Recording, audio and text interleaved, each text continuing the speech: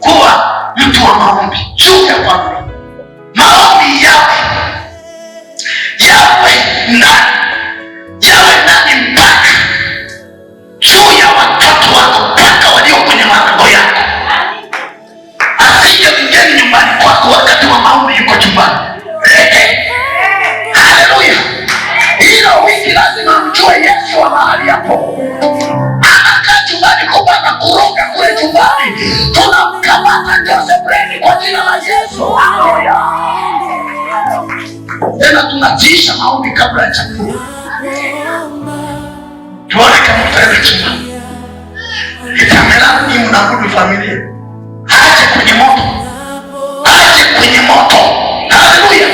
Sasa koma katika hilo eneo. Mwambie Bwana nitadumu katika maombi.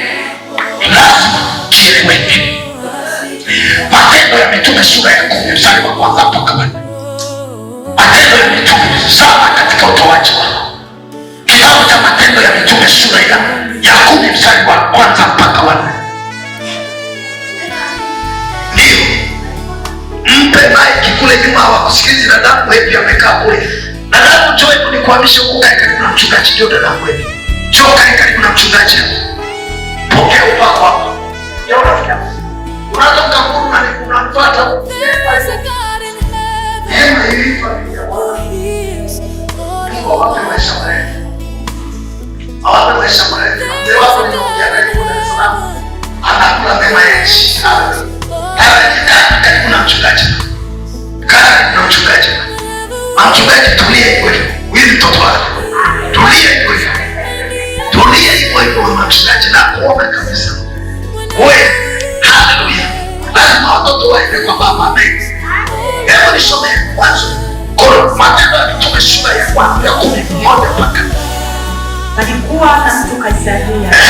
Jina lake Kornelio. Akida mkosi kilichoitwa mtu mtaua, mchaji wa Mungu. Yeye na nyumba yake yote. Naye alikuwa akiwapa watu sadaka. Ni akiwapa watu nini? Mwambie jirani yako, huyu Kornelio alikuwa akiwapa watu nini? Muulize wewe, mwezi huu umeisha wewe umeletewa zawadi na mtu.